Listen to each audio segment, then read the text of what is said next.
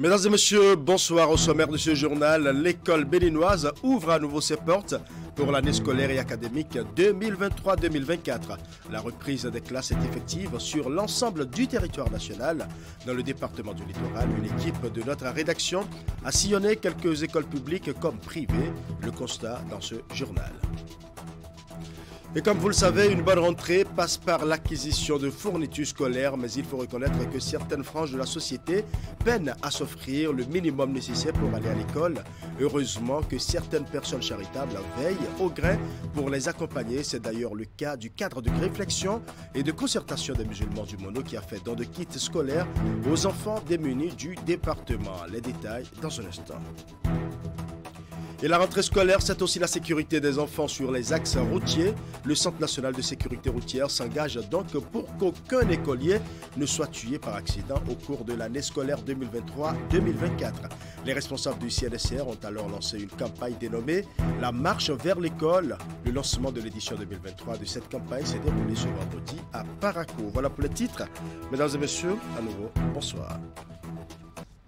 La rentrée scolaire au titre de l'année 2023-2024 est effective sur l'ensemble du territoire national depuis ce matin.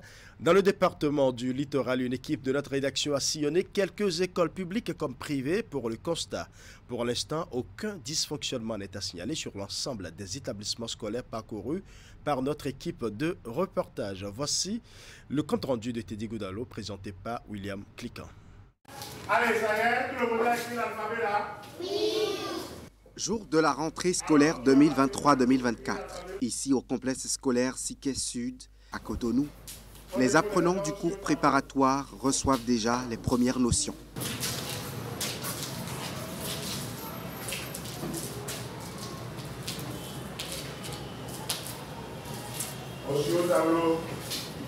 Par contre, d'autres sont soumis à une évaluation diagnostique. On attend de faire une évaluation et je m'en sors très bien. L'évaluation diagnostique, elle nous permet de prendre contact avec le niveau réel des enfants, de comprendre leurs déficiences, d'avoir une idée, un aperçu général du niveau des enfants. Ce sont des épreuves de la classe précédente, c'est-à-dire que lorsque nous arrivons au CM2, on leur soumet aux épreuves du niveau CM1. Et ça nous permet alors de relever toutes les lacunes, toutes les défaillances à leur niveau et de faire des remédiations. Je suis content et heureux d'être parmi mes amis, de revoir mes amis. Je promets de bien travailler et de réussir mon examen. Pour cette rentrée, je décide de me donner tout le travail que je peux donner pour être encore promu. Dans cet établissement privé d'enseignement primaire et secondaire, les activités ont également repris en cette nouvelle année scolaire avec de nouveaux défis, celui de hisser plus haut l'étendard du complexe. Si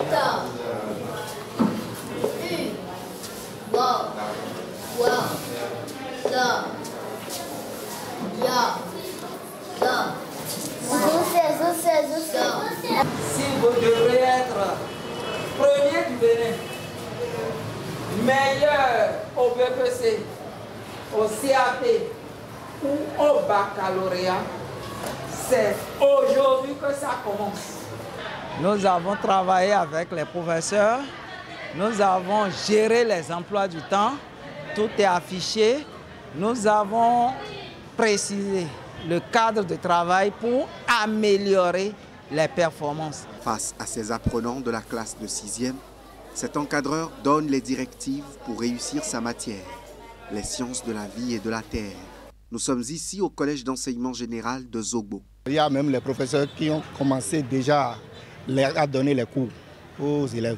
Nous, on travaille ici aussi au Zogbo avec l'administration, la main dans la main. Et nous sommes là pour les accompagner. Le défi, c'est les résultats scolaires. Les résultats du passage interne, les résultats de BPC, du baccalauréat, tout ça agrégé ensemble. On va parler des résultats pour le CG Zogbo. Nous y travaillons. Au conseil de rentrée des professeurs, on a rappelé encore là où il y avait quelques dysfonctionnements, là où il y avait quelques accros au plan pédagogique. Parce qu'il faut chercher à aller de l'avant. Même si les résultats de l'année dernière ont été bons, ce n'est jamais assez. On n'est pas encore premier au plan national, même pas au plan départemental. Ça veut dire qu'il reste encore beaucoup à faire. Au sein des différentes écoles sillonnées, les enseignants sont déjà déployés dans les classes avec un emploi du temps déjà élaboré. Enseignants et apprenants des écoles et collèges de Nati-Tengou ont aussi repris le chemin des classes ce lundi 18 septembre 2023. Pour ce premier jour, rien de spécial à part les inscriptions et le nettoyage des lieux. Les chefs d'établissement promettent de tout mettre en œuvre pour que les cours commencent dans les plus brefs délais. Voici le reportage de Régis Hippolyte à Gosso. Des écoliers jouant sur la cour de la récréation, pendant que d'autres assurent le nettoyage de l'école et des salles de classe. 18 septembre 2023, nous sommes à l'école primaire publique de Ouinké, dans le 3e arrondissement de Nati-Tengou. L'école se réveille peu à peu avec les parents d'élèves devant la direction. À l'EPP Ouinké, je peux dire que la rentrée a été bien. Après la pré-rentrée, puisque la pré-rentrée aussi a été effectuée, où depuis le 11, où tout le personnel était présent, une petite inscription a été faite, bon, pensant que les parents allaient nous alléger la tâche pendant la pré-rentrée, mais nous voilà encore aujourd'hui, le 18, ils sont à nos bras et puis l'inscription continue. L'heure est donc aux inscriptions et au nettoyage, quitte à ce que les apprenants retournent en classe dans l'après-midi. Ce matin déjà, nous venons de prendre contact avec les enfants. On a essayé de nettoyer un peu, puis bon, le soir déjà, le boulot commence. Oui, les emplois du temps seront plaqués sur les tableaux et puis le travail commence en tout cas. À quelques encablures de là, au CEG 1 de la ville, tout reprend timidement aussi. Comme vous avez pu le constater, et nous accueillons les nouveaux élèves et leurs parents. Les anciens élèves sont aussi là. Mais vous avez pu constater que les cours n'ont pas effectivement démarré. Je voudrais vous assurer que d'ici à l'après-midi, les cours vont commencer. Parce que les emplois du temps sont affichés et les élèves en ont pris connaissance. Mais en attendant, il faut consulter le tableau d'affichage pour les nouveaux élèves afin de finaliser les formalités d'inscription. Bon, comme je suis venu pour voir l'effort de mon enfant et aussi sa capacité d'aller chercher le nom de lui-même pour être sûr que son nom est affiché. Et il est parti là, vu le nom et sur le numéro laquelle son nom est affiché. Maintenant, ici à la direction, pour voir le comptable me fait comprendre qu'il faut d'abord le nettoyage de l'établissement avant l'inscription de l'enfant. Donc c'est ça maintenant l'enfant veut faire pour qu'on va l'inscrire. À part quelques parents qui seront obligés de parcourir d'autres écoles de la ville à la recherche des noms de leurs enfants nouveaux collégiens, les autres ne se plaignent pas à propos des inscriptions, sauf ce sexagénaire, surpris par ce qu'on lui demande ici, au CEG 1 de Nati-Tengou. Bon, le gouvernement de l'État béninois a dit les filles à l'école, c'est gratuit. Bon, moi, je suis surpris. Je viens, on me dit d'aller d'abord, avant de les inscrire, de payer à moitié 1500. Et finir venir les inscrire 1100 francs. Bon, je ne sais pas le pourquoi. Je suis très surpris. À moitié, moi, je ne voulais même pas en payer parce que je n'ai pas l'argent. Mais l'inscription, je pouvais l'inscrire. Si je n'inscris pas 1100 francs, ils ne pourront pas voir les classes. En tout cas, timidement, l'école reprend vie dans la cité de Nanto et le souhait est que tout rentre en ordre au plus tôt pour une année scolaire réussie. Dans le département du Mono aussi, la rentrée scolaire 2023-2024 a bel et bien démarré. À Lokossa, chef-lieu du département, tous les acteurs du système éducatif ont repris le chemin des classes comme le prévoit le calendrier scolaire. C'est un constat signé Narcisse Alossé.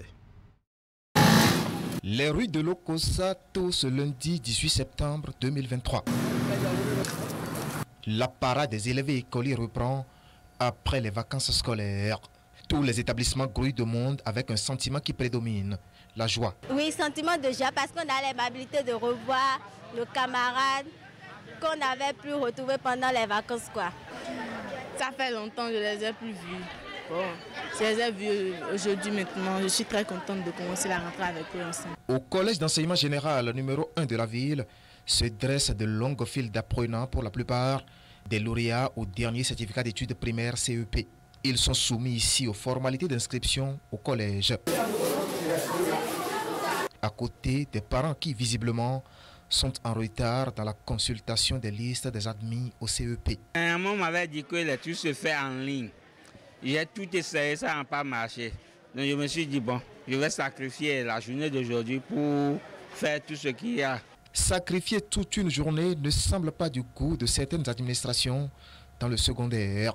Tout est planifié pour que l'exécution du calendrier scolaire commence dès les premières heures de la rentrée. Le vendredi dernier, on avait déjà affiché les listes des anciens élèves. On a affiché les emplois du temps de chaque classe si bientôt. Les apprenants savaient déjà quel cours ils avaient ce matin. Donc, les enseignants qui sont là déjà, à part quelques-uns qui n'avaient pas pris leurs emplois du temps parmi les AME, ces enseignants sont déjà allés dans les salles. À quelques encablures de là, le complexe scolaire catholique de Lokossa. Ici, la cérémonie des couleurs de ce matin échappe au viseur de notre caméra, mais pas le contenu du code de bonne conduite. Et quand on vient à 7h30, est-ce qu'on est dans la cour ou sur les balcons ou les paliers enflammés? On est où? Pour un établissement qui a souvent donné au Bénin le premier au BEPC au baccalauréat, ce cours de bonne conduite ne surprend pas. Bon, c'est juste le sérieux que nous donnons à tout ce que nous faisons, avec le concours surtout des enseignants. C'est important d'avoir de bons enseignants qui puissent vraiment donner le meilleur d'eux-mêmes et qui poussent aussi les apprenants à donner tout leur meilleur pour que les résultats soient très bons. Le sérieux comme terreau des résultats enregistrés ici chaque année. Et pour cette nouvelle année, le rouleau compresseur est déjà déroulé. Ce matin déjà, chacun d'eux dans sa classe, les professeurs sont déjà là. Donc on a commencé les cours, et sauf ceux qui sont encore un peu en retard parce qu'il y en a qui tardent toujours. Et d'autres pour raison de mutation, d'autres pour des raisons personnelles. Mais la grande partie est quand même en place, donc tout a bien démarré. Bien démarré, un peu comme dans tous les établissements scolaires qui ont reçu ce lundi matin la visite de notre équipe de reportage. La rentrée académique 2023-2024 démarre donc sans heure à Lokossa, chef-lieu du département du Mono. Les efforts de tous les acteurs seront évalués à l'issue de 9 mois de labeur. Et justement, pour parler de l'effectivité de la rentrée scolaire, il faut aussi se mettre à jour en termes de fournitures scolaires. C'est ce service que propose la boutique Le Vrai Bonheur, qui a décidé d'accompagner parents d'élèves et enseignants pour la rentrée scolaire 2023-2024. Elle propose des accessoires scolaires et bureautiques à moindre coût. Suivant.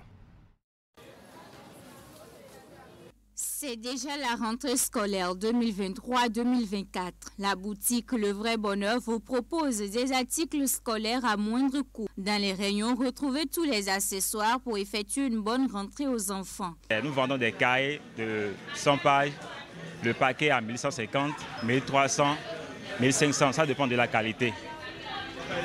Nous avons les qualités 20/20 qui sont à 1150, la qualité Amazon qui est à 1300, et la qualité intellectuelle 1500. Beaucoup de parents investissent déjà les lieux pour l'achat des fournitures scolaires de leurs enfants. J'ai choisi le bonheur parce que le bonheur, c'est ça qui fait la joie et ça qui fait l'avenir et ça qui donne la santé. Je suis venu au Vrai Bonheur parce que c'est un endroit où il y a beaucoup de cahiers, d'exceptions. Il y a à peu près tout en fait, ce qu'il y a pour l'école. Je ne sens pas trop cher, c'est un plutôt bon prix en fait. Bon, j'ai choisi Le Vrai Bonheur parce que j'ai entendu parler de la maison de fourniture ici à Premier Pont. Les choses sont moins chères, donc c'est ma raison de visiter la maison pour voir si effectivement ce qu'ils sont en train de dire, c'est vrai. Et effectivement, quand je suis venu, je suis étonné. Je suis vraiment étonné. Les boutiques Le Vrai Bonheur disposent également des manuels didactiques de la maternelle en terminale. Ceci pour la réussite de vos enfants. Nous avons les doigts de fée. Ici, le coloriage, réussi la prélecture, réussi le graphisme et réussi le pré-mathématique. Ici, c'est mathématiques, je lis tout seul. Ici, c'est la mathématique, ici le français. Et aussi les cahiers d'activité aussi. Nous avons aussi les cahiers de la réussite, communément appelés Yaslo. Les cahiers de la réussite, communément appelés Yaslo. Il y en a pour la mathématique, il y en a pour EST, il y en a aussi pour le français.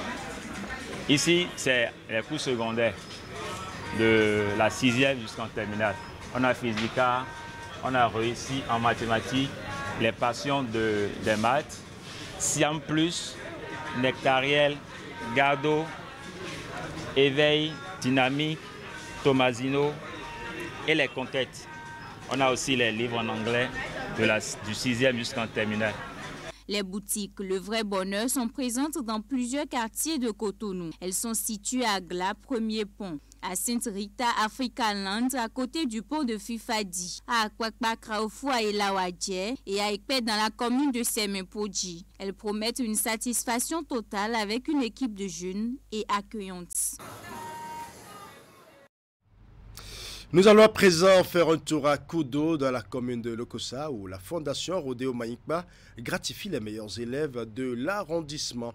Ces derniers ont reçu des kits scolaires en guise de récompense pour le travail abattu au cours des examens nationaux de l'année précédente. Objectif, promouvoir l'excellence dans cet établissement pour donner du sens au credo de cette fondation. Narcisse Alossé. Des kits scolaires aux élèves de l'arrondissement de Koudo qui ont fait parler leur génie à l'issue des derniers examens nationaux. Un cadeau d'un mécène bien connu, la Fondation Rodeo Maïkba, dont le souci ici reste le mieux-être des populations. Ces gestes ont pour but d'encourager nos enfants méritant d'une part et d'autre part d'assister les familles afin que ces derniers puissent aller à l'école dans les meilleures conditions possibles. En un mot, soulager les parents en leur réduisant la saignée financière à l'orée de cette nouvelle année académique. Et pour l'occasion, plus de 500 kits scolaires ont été distribués à ceux qui ont été brillants au CEP et au BEPC dans leur session de juin 2023. Des kits constitués de cahiers, de stylos et de bien d'autres intrants. Loin de s'en contenter et de se limiter au mot merci, les bénéficiaires, eux, prennent ce geste comme un défi. Et je voudrais inviter l'honorable Rodeo Maïkba à se préparer pour primer dans cette même salle, la première ou le premier du département. Et pourquoi pas sur le plan national au bac 2026 et au BPC 2027. Le défi est ainsi lancé et pour le relever, le donateur semble connaître la recette aux apprenants. Je vous demanderai de rester sage et studieux et de bien écouter en classe. C'est ainsi que vous réussirez vos études et ferez notre fierté.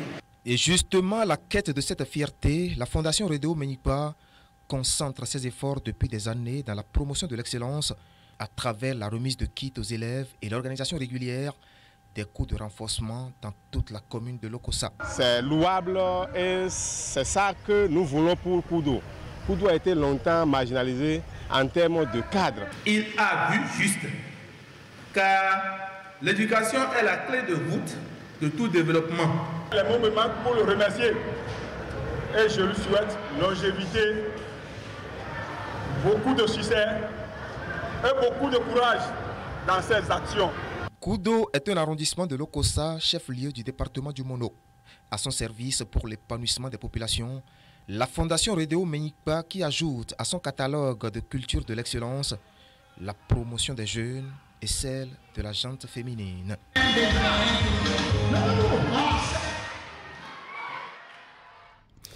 Et puisque nous parlons de fourniture, il faut reconnaître que certaines franges de la société peinent à s'offrir le minimum nécessaire pour aller à l'école. Heureusement que certaines personnes charitables veillent au grain pour les accompagner. C'est d'ailleurs le cas du cadre de réflexion et de concertation des musulmans du Mono qui a fait don de kits scolaires aux enfants démunis du département. Et pour l'occasion, le conseiller El Hadj Rabiou Garba et ses compagnons ont récompensé les meilleurs lauréats au bac 2023. Une attention particulière est accordée aux enfants orphelins de Lokossa à qui le donateur a offert des matériels scolaires pour leur permettre de vivre aussi la joie de cette rentrée 2023-2024, tout comme les autres enfants. Narcisse Alosser pour plus de précisions.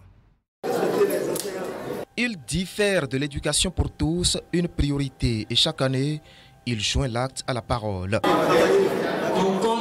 El Hadj Rabiou Garba vient encore au chevet des orphelins et autres enfants démunis de Lokossa, les bras chargés de kits scolaires. Des kits auxquels le donateur ajoute des conseils pour ses futurs cadres du Bénin. L'avenir se repose sur les épaules de la jeunesse. Et quelle jeunesse? Une jeunesse instruite, une jeunesse bien éduquée et une jeunesse très disciplinée.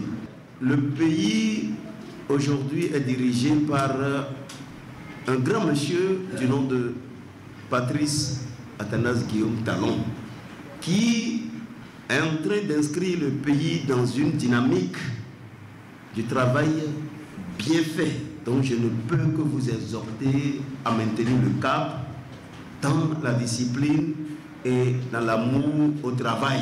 Le travail bien fait pour faire de Lokossa un pôle d'excellence au Bénin. Et ces enfants dont les parents ne vivent plus ont aussi leur partition à jouer et des kits scolaires leur ont été distribués par celui qui est conseiller communal élu du Parti Bloc Républicain à Lokossa. Nous, orphelins de la commune de Lokossa, prenons l'engagement d'être les premiers aux différents examens 2024. Quelques heures plus tôt à la mosquée centrale de Zumbounou, dans la commune de Hoyogwe. El Hadj Rabiou Garba s'est joint à ses frères du cadre de réflexion et de concertation des musulmans du Mono pour faire don de kits scolaires aux enfants les plus démunis. Serions-nous vraiment contents le lundi prochain voir nos enfants bien aller à l'école avec les fournitures, avec les kits scolaires, pendant que leurs camarades de classe sont là? Il manque même du minimum du BIC. C'est ce que nous avons compris et nous vous avons invité quand même à cette remise symbolique. Nous promettons travailler pour passer en classe supérieure avec mention. C'est la deuxième fois en 2 ans que ce creuset adopte cet élan des cœurs. D'ailleurs, 2 des bénéficiaires de l'année dernière ont obtenu leur bac avec mention très bien pour les encourager. Des chèques leur ont été remis. Ce jour me rappelle l'année passée et j'étais vraiment content ce jour-là parce que cela m'a aidé au cours de l'année scolaire jusqu'à ce qu'aujourd'hui je décroche mon bac. Merci, merci et merci encore au cadre. El Hadj Rabiou Garba, tout comme le cadre de réflexion de concertation des musulmans du Mono, s'emploie ainsi pour la promotion de l'excellence dans le département, associant même les couches les plus vulnérables.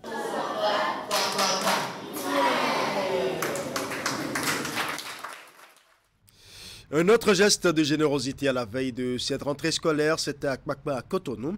Et ce sont les écoliers de Segbaya Nord qui sont à l'honneur. Ils sont dotés de matériel d'école. C'est un geste de l'association Jeunes Leaders Positifs qui entend ainsi lutter contre la déscolarisation et le travail des enfants. Retour sur la cérémonie. Des kits scolaires gracieusement offerts à quelques écoliers d'Akbakba à Cotonou. C'est un don de l'association Jeunes Leaders Positifs qui vient soulager parents et apprenants pour le compte de la rentrée scolaire 2023-2024. Je voudrais au nom de tous les écoliers bénéficiaires de ces kits scolaires vous remercier énormément pour cette œuvre charitable à notre égard. C'est pour nous une très grande joie et pour nos parents un grand soulagement. Nous vous promettons d'en faire bon usage et de finir l'année scolaire avec de bons résultats. Je salue le président du mouvement pour son action qu'il vient de faire. C'est la première dans mon quartier. depuis que je suis dans le quartier, c'est la toute première que je vois de telles choses se réaliser. Ce geste traduit la volonté de l'association Jeunes Leaders Positives à lutter contre la non-scolarisation et le travail des enfants.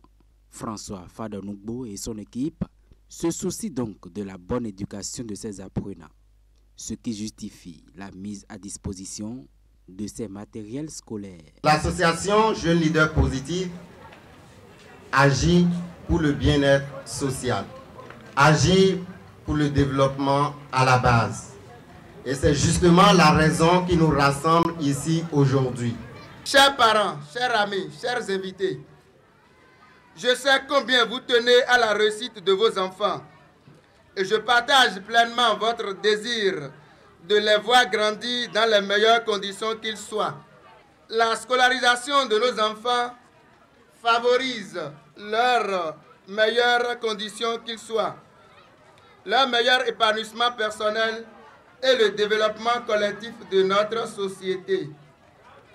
Les enfants d'aujourd'hui sont les citoyens de demain. Il est donc de notre devoir de tous de leur offrir un environnement d'apprentissage sain ainsi que les outils nécessaires à leur formation.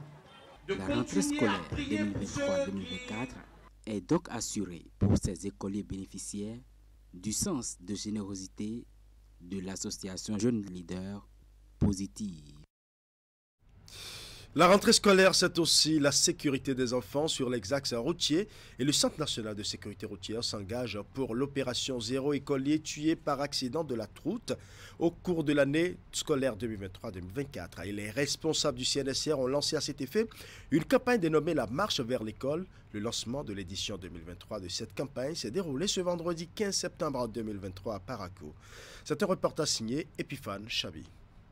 La reprise des classes prévues pour ce lundi 18 septembre 2023 rime comme souvent avec de nombreux déplacements d'apprenants, les rendant ainsi vulnérables aux accidents de circulation. Et selon les statistiques du Centre national de sécurité routière, les apprenants et élèves sont les plus impliqués dans les cas d'accidents de la route. C'est à juste titre que le Centre national de sécurité routière a procédé ce vendredi 15 septembre au lancement de la campagne dénommée La Marche vers l'école.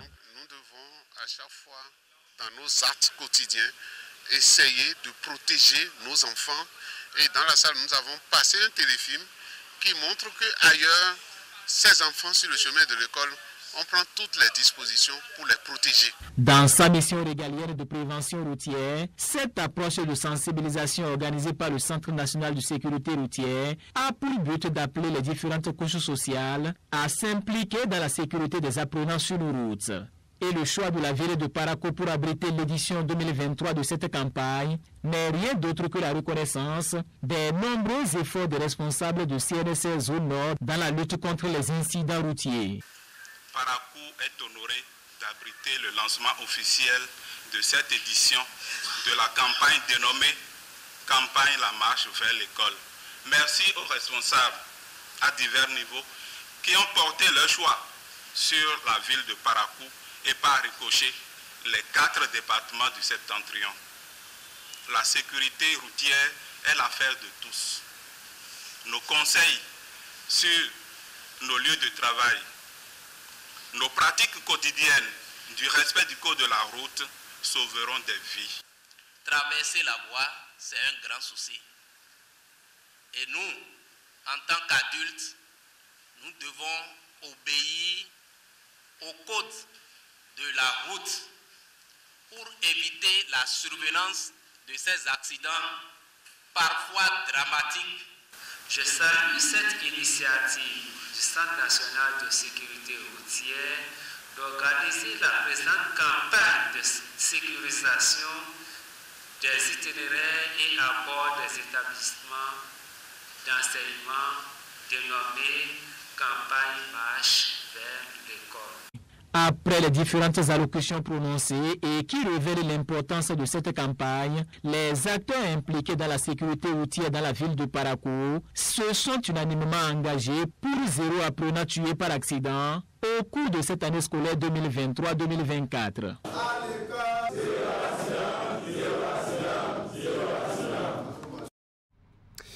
Comme vous le savez, la rentrée scolaire annonce la fin des vacances qui ont été marquées par un concours dénommé Vacances en lecture. Cette compétition d'art oratoire qui a réuni écoliers et élèves des lycées et collèges de Cotonou et environ a eu pour mission d'initier une nouvelle fois encore les jeunes pousses aux prises de la parole en public. L'événement qui a duré pendant toute la période des vacances a connu son épilogue vendredi dernier. Nous allons revivre l'événement.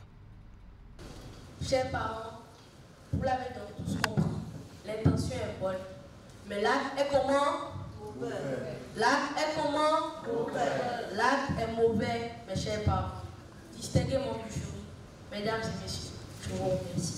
De la prestance, de l'élégance et aussi de la conviction. Voilà les ingrédients qui ont concocté le menu de la finale de cette 4e édition du concours Vacances en lecture.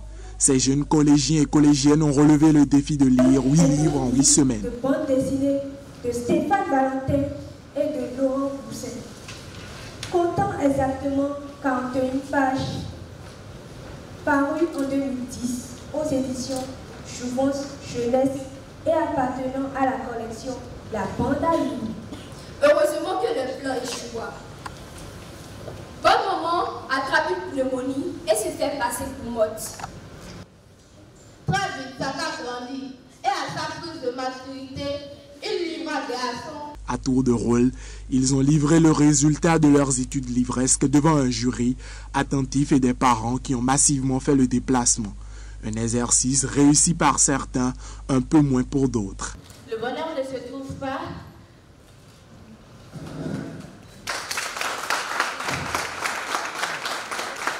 Cette compétition, dont l'objectif est la promotion des valeurs éducatives à travers la lecture, a notamment été soutenue par le groupe Canal+. Canal+, aujourd'hui, accompagne le projet Vacances en lecture parce que l'une de nos valeurs, c'est l'éducation. Nous croyons à l'éducation des tout-petits, des jeunes et des adultes. L'éducation et l'émancipation intellectuelle passent par la lecture. Au terme de cette finale, dans la catégorie junior, IFEM vient en tête avec une moyenne de 16,20. Dans la catégorie senior, c'est Kélia, élève en classe de première, qui remporte la première place avec une moyenne de 16,65. Je suis très content d'être le premier dans la catégorie junior pour ce concours. C'est vraiment un plaisir. Je ne m'attendais vraiment pas du tout à ça. Merci beaucoup. J'ai beaucoup apprécié lire pendant les vacances. Et je suis aussi contente d'être première aussi. La lecture, un exercice quotidien à pratiquer tous les jours pour l'épanouissement intellectuel chez les plus jeunes, mais aussi chez les adultes. Merci, Madame Lisette. Autre volet de l'actualité nationale, Maître Robert Dossou voit la CEDEAO en droit d'appliquer des sanctions au Niger, ces restrictions économiques subséquentes au coup d'État militaire survenu le 26 juillet dernier sont légitimes en raison des tests de la communauté. Quant à la probable intervention militaire brandie, l'ancien président de la Cour constitutionnelle conseille la tempérance. Il exhorte aussi les chefs d'État à lever l'embargo sur les produits alimentaires et pharmaceutiques. L'avocat a donné son opinion sur le putsch au Niger au cours d'une conférence de presse tenue à Cotonou. Nous allons suivre un bout de la déclaration de Maître Robert Dossou au micro de William Cliquant. Le putsch est interdit par les textes propres à la CEDEAO, par les instruments de l'Union africaine et par d'autres instruments débordant le cadre africain. Le protocole du 21 décembre 2001 a consacré un chapitre 2 aux modalités de mise en œuvre et des sanctions. Ce chapitre compte un article 45 qui prescrit en ses paragraphes 1 et 2 ce qui suit. 1. Je cite. En cas de rupture de la démocratie par quelque procédé que ce soit, et en cas de violation massive des droits de la personne humaine dans un État membre, la CEDEAO peut prononcer à l'encontre de l'État concerné des sanctions. En conséquence de tout ce qui précède, il est facile de constater que la CEDEAO n'a commis aucune faute, ni dans la procédure, ni dans les sanctions prononcées. Nous ne voyons donc pas pourquoi des voix s'élèvent pour parler de sanctions illégales et inventer des questions non pertinentes pour justifier un putsch. Que faire? J'ai appris dans ma vie qu'il faut être ferme sur les principes, mais dans leur application, savoir tempérer si les circonstances le permettent. Alors, brièvement, je propose ceci. Que la CEDEAO lève l'embargo sur les produits alimentaires et les produits pharmaceutiques. Et il y a des dispositions dans certains textes qui lui permettent de procéder ainsi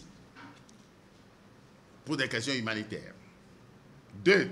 Que la CEDEAO et chacun des États membres comprennent que le tout n'est pas d'adopter de bons textes. Il faut que le peuple s'en pénètre. Les instruments pertinents de la CEDEAO ne sont pas assez connus.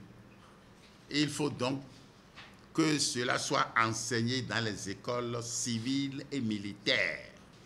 Sur l'intervention armée au Niger, je conseille simplement la tempérance et ne vais pas pour l'instant au-delà. Dans un tout autre registre, une délégation de l'Observatoire de la déontologie et de l'éthique dans les médias ODEM, conduite par son secrétaire général, Tanguy Agoye, était ce vendredi face aux professionnels des médias de l'Atakora.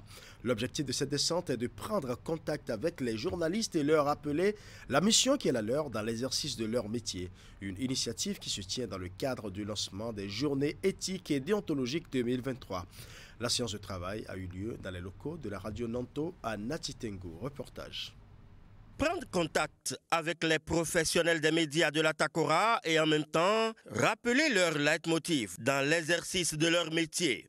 Voilà l'objectif de l'Observatoire de la déontologie et de l'éthique dans les médias ODEM qui était ce vendredi face à leurs confrères journalistes à Natitengo. Cette descente, initiée sur le plan national, se tient dans le cadre du lancement des journées éthiques et déontologiques 2023. L'ODEM s'est donné comme défi d'aller rappeler à tous les confrères de tous les 4 coins du Bénin ce qui reste leur leitmotiv pour la qualité de leurs prestations, le code d'éthique et de déontologie.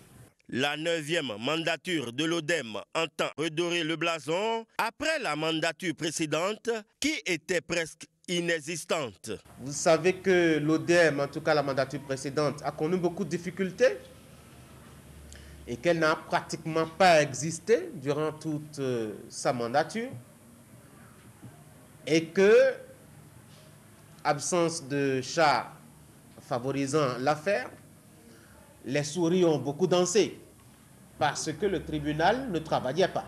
Notre mandature a choisi de ne pas d'abord passer par les sanctions, même si nous avions déjà émis une sanction, mais d'abord de passer par la sensibilisation.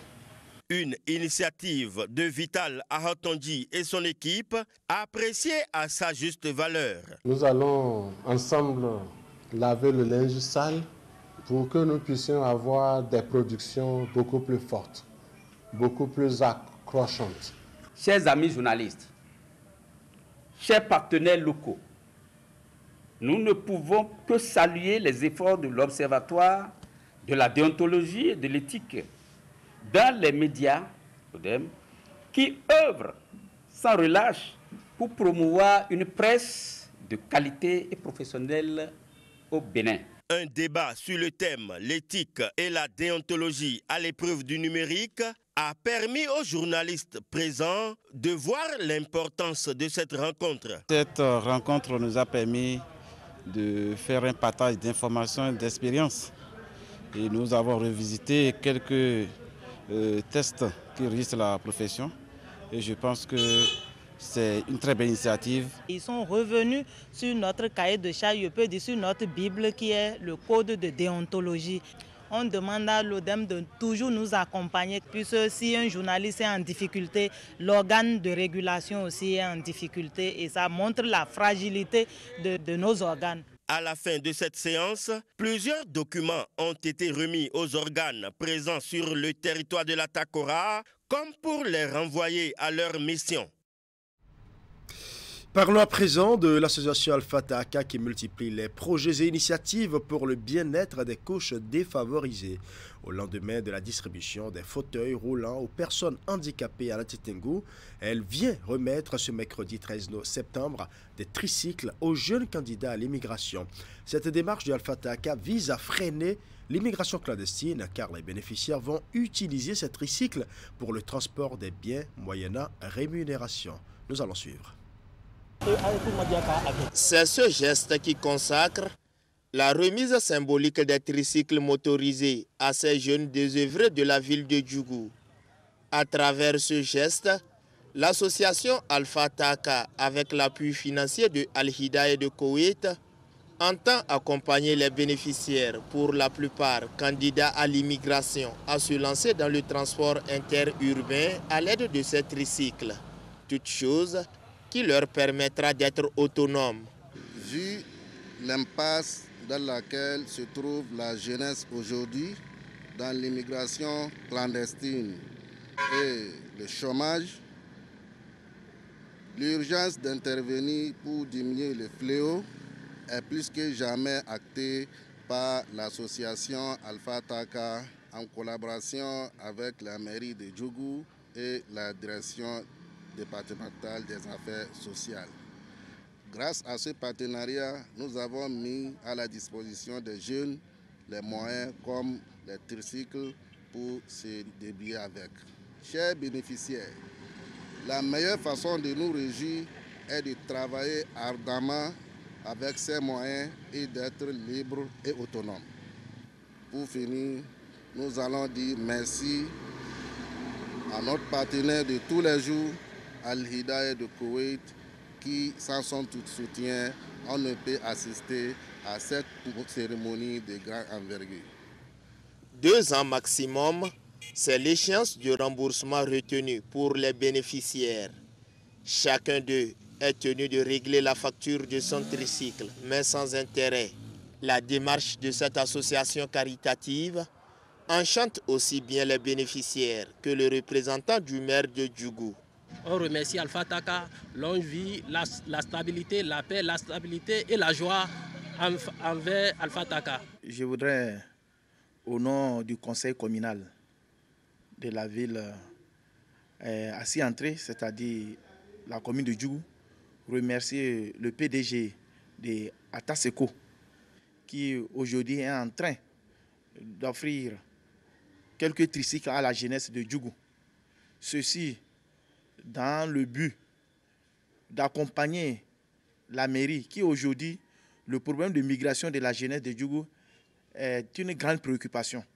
Où on a constaté que la ville de Djougou est en train de se vider de sa jeunesse au détriment de l'Europe, ayant pour le canal principal la Méditerranée, où la jeunesse aujourd'hui est en train de prendre l'eau pour rejoindre l'Europe. Nous, en tant que lui, et en tant que conseil, le conseil communal de Djougou s'engage aujourd'hui vraiment à l'accompagner pour atteindre vraiment les objectifs réels. Cette énième œuvre caritative de Alpha Taka vient une fois encore témoigner sa ferme détermination à sortir les couches vulnérables de l'extrême pauvreté. Voilà, ce sera tout pour ce journal. Merci pour votre aimable attention. Bonne soirée à chacun et à tous.